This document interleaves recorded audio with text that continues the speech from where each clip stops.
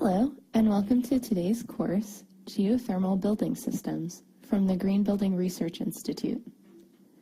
I'm Rebecca Joan Brown, GBRI's Director of Education, and I'll be leading the course today. Please take a second to become familiar with the on-demand control panel to the left of the course slides. This will allow you to navigate between slides, pause the course, or search for specific information. There's also a tab in the control panel with a paperclip icon on it. You can click here to access printable PDFs of the note pages for this course. Today we will be discussing geothermal energy, both in terms of geothermal heat and electricity that is generated from geothermal sources. We will look at how this energy is generated and at how it can be incorporated into green building projects. We will also look at how geothermal energy is addressed within the LEED Green Building Rating System.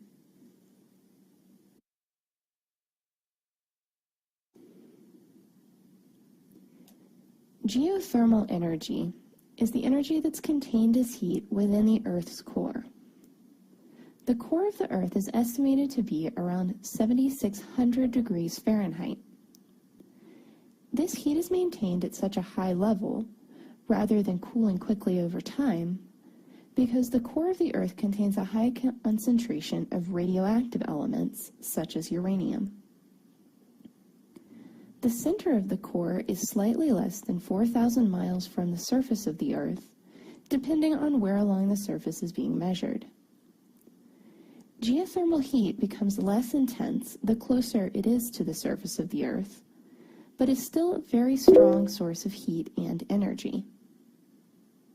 The outer 6¼ miles of the Earth's crust contains 50,000 times more energy than is present in all known oil and gas sources combined in the form of geothermal heat.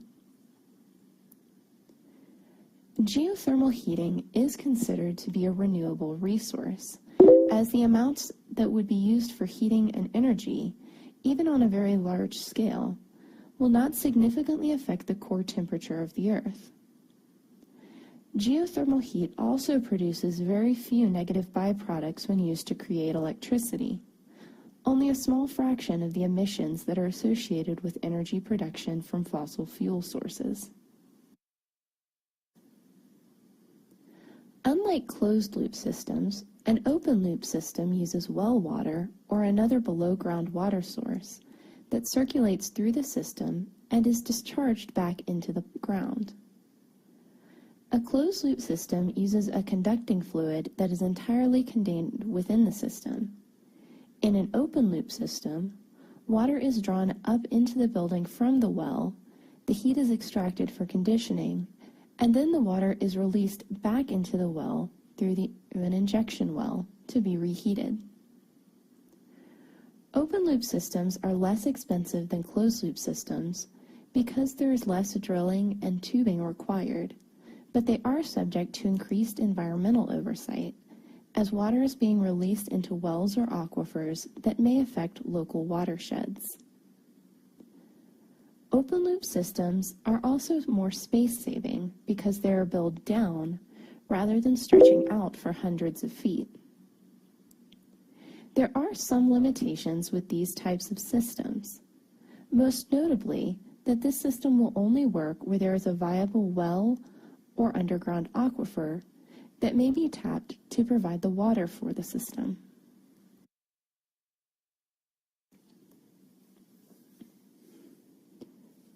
The second form of geothermal generation is the flash steam method. This type of system requires more heat than the dry steam system, with water that is at least 360 degrees Fahrenheit.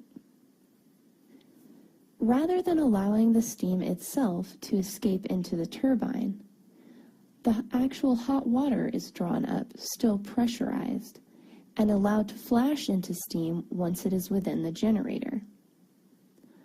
Although the water is hot enough to form steam underground, the pressure there is too great, and the steam will not actually form until there is space for the molecules to expand.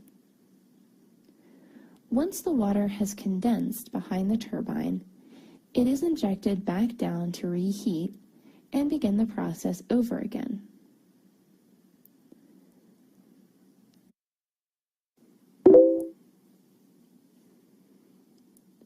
Our first case study is the Friends Center in Philadelphia, Pennsylvania. This three-building complex serves as a Quaker meeting house, as well as office space for over 20 nonprofit organizations. The building renovation was completed in 2009 and earned LEED Platinum certification. One of the developments that allowed the project to earn this certification was the geothermal heating system that was installed. While the initial costs for the system were high, especially because of the dense urban location of the existing building, the geothermal heat was found to have significantly lower operating costs than a traditional HVAC system and provided an estimated payback time of 7 to 15 years, which the Friends Center was willing to take on.